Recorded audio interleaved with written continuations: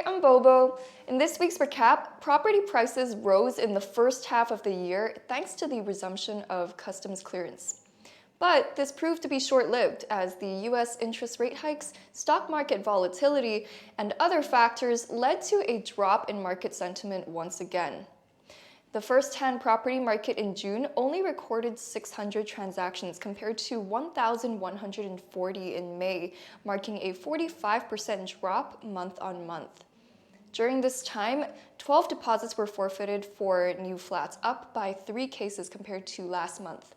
So this time, to sell units, developers have been racing to sell flats at low prices. Among them, Henderson Land took the lead in reducing flat prices at a discount of nearly 15% to market price for their Henley Park project at Kai Tak, and it worked. In the first sales round of 228 units last Saturday, 183 units were sold on the same day, which really drove the weekend's first-hand transactions. With a total of 219 weekend transactions, this is a sharp rebound from the single-digit sales recorded the week before. In response to previous reception, the developer launched an additional 82 units on Sunday, including 6 new units facing Kai Tak Sports Park and Victoria Harbour. The one-room flats with a cloakroom will be sold at an average discounted price of 22,163 Hong Kong dollars per square foot, up 50% from the first price list. Discounted prices for open plan units will start at close to 5.15 million Hong Kong dollars.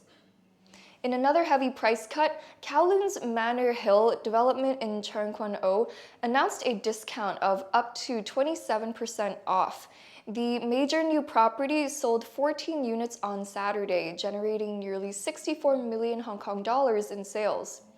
But though transactions did increase, the new price also spells trouble for owners who bought homes pre-discount, who had to fork out over $1 million more for their new home.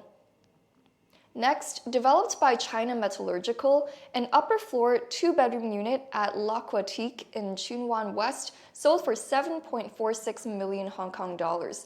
That's 1.13 million Hong Kong dollars less than the asking price of a middle-floor unit in the same block almost 2 years ago.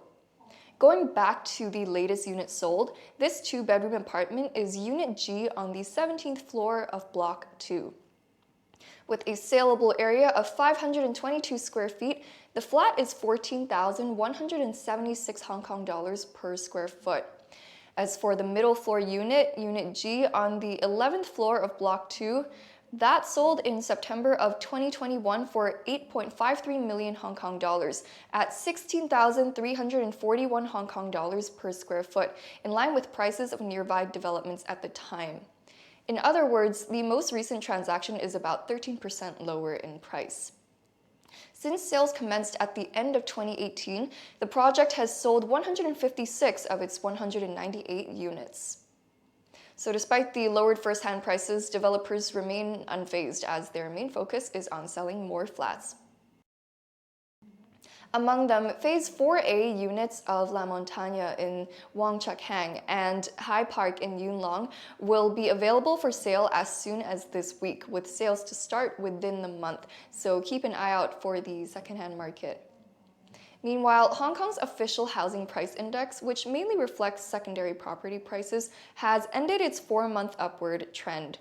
Compiled by the Rating and Valuation Department, the Private Domestic Property Price Index recorded 351 transactions in May, the most recent report, down by around 0.7% month-on-month and down 8.9% year-on-year. Compared to the end of last year, the cumulative increase in property prices so far this year is less than 5%. According to some analysts, though, the US Federal Reserve suspended interest rate hikes in June, but interest rates don't seem to have peaked. Coupled with the market's focus on the first-hand property market, second-hand transactions remain sluggish, and some homeowners desperate to sell their flats have had no choice but to reduce their prices. As a result, these factors led to a fall in the May price index. The property market is expected to remain under pressure in the short term. Over the weekend, Hong Kong's 4 biggest real estate agencies recorded only 2 to 4 transactions for the city's top 10 blue-chip housing estates, down by 40% to 71% week on week.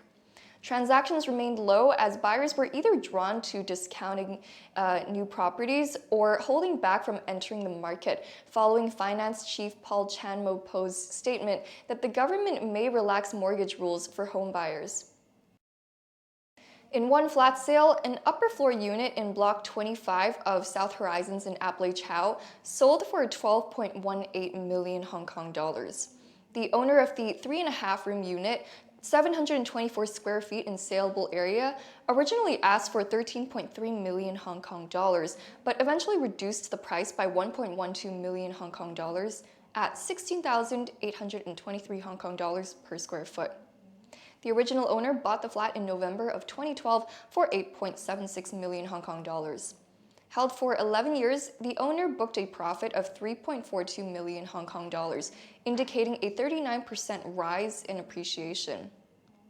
However, some eager owners had to sell their flats at a drastic price reduction, resulting in profit loss. In one case at Wetland Seasons Park in Tin Shui Wai, one owner did just that, selling their 517 square foot, 3-bedroom apartment with a rooftop at a loss. The house had been on the market for some time until the owner cut the asking price by 1.2 million Hong Kong dollars to 7.3 million Hong Kong dollars, and following negotiation to 6.98 million Hong Kong dollars at 13,501 Hong Kong dollars per square foot. That's about 10% below market price. The original owner bought the flat in 2020 for 7.46 million Hong Kong dollars and held the property for 3 years until selling right before the property market cooling measures were updated. They booked a loss of about 480,000 Hong Kong dollars, with the flat value depreciating by 6%. Apart from owners of private residential properties, car parking space owners weren't safe either.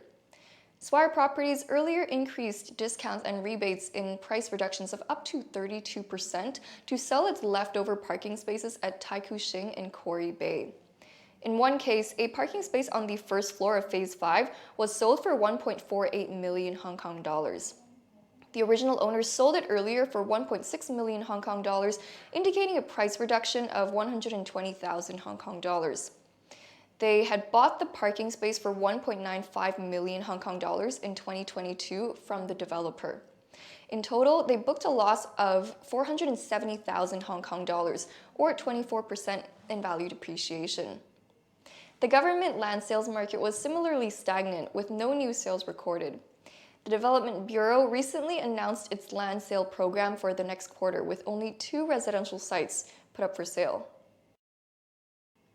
Offering 1,740 units, the Urban Renewal Authority and the MTR's projects both failed to secure sales for 2 consecutive quarters due to increased focus on private redevelopment projects.